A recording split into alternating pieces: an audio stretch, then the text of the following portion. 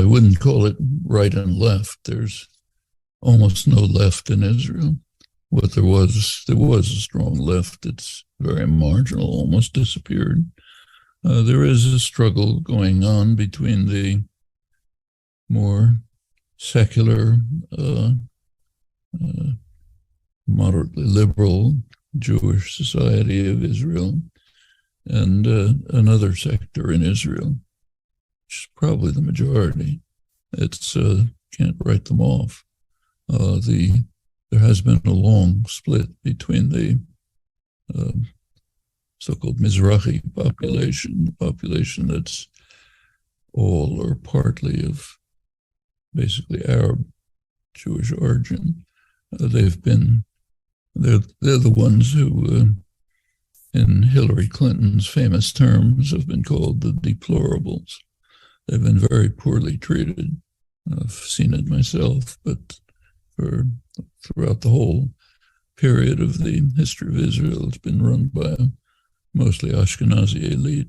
There's a lot of bitterness among the Mizrahi population, who happen to be, many of them, not all, but many, very religious, living in communities controlled by rabbis, reactionary rabbis. So and they have managed to essentially take control of the government. They're also led by groups that are proto-fascist, violently anti-Palestinian.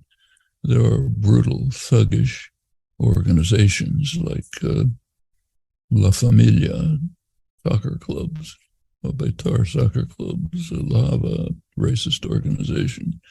Their leadership is now top of the government. Tzala Smotrich, Ben Gvir, right at the top of the government. Netanyahu had to form a coalition which would keep him in power and incidentally out of jail. He had to bring in these elements. They are now dominant elements. Well, what's happening is an uprising of the secular, more westernized, more educated part of the population against the religious nationalist takeover. It was described very well by Amira Haas as one of the leading Israeli, one of the last residues of the Israeli left, a fine essayist, journalist, gave up living in Israel a long time ago, now lives in Ramallah on the West Bank, one of the most astute commentators on Israeli society, writes in Haaretz. Recently, she described what's happening, I think, accurately. She said, for many years, Israel has pretended that it's a state, a democratic state with an army that happens to have a secular, a settler enterprise in the occupied territories. But the reality is it's a settler enterprise with a state and an army. And now the settler enterprise has turned against privileged, educated, secular Israeli Jews, not just against Palestinians. They don't like them. And that's what the uprising is about.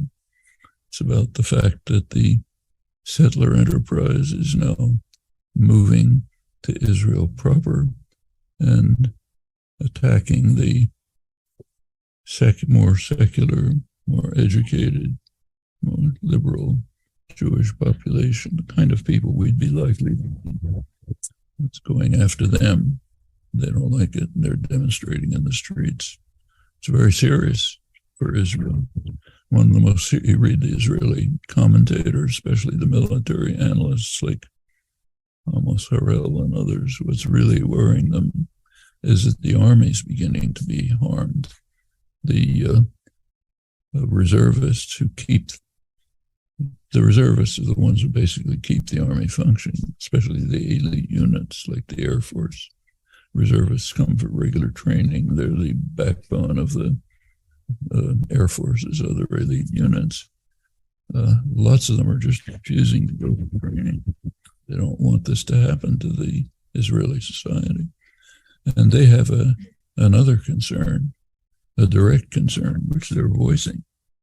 As long as Israel can present itself as being, to the West, as being a democratic society with a judicial system, as long as it can present itself that way, they are immune to international investigation.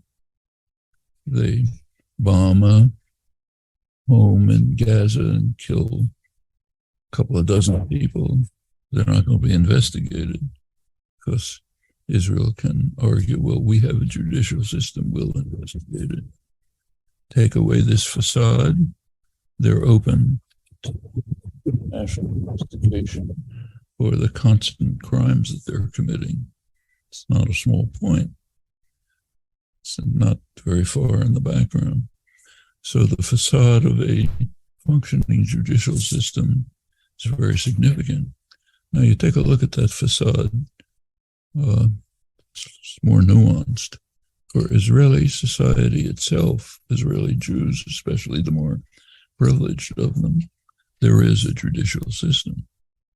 For the Palestinians, there's nothing.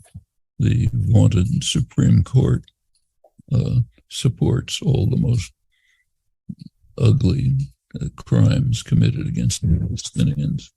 In fact, the Israeli Supreme Court is, I think, probably the only judicial body in the world that refuses to concede that there are occupied territories.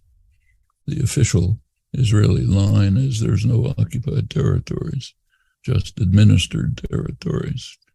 It's a military administration, it's not occupied, and nobody accepts that. Even the United States never accepted that. And certainly international institutions don't accept it. But the Israeli Supreme Court accepted it, which allowed them to support the settlement activities, destruction of villages, building of a kind of a greater Israel, incorporating much of the occupied territories within Israel.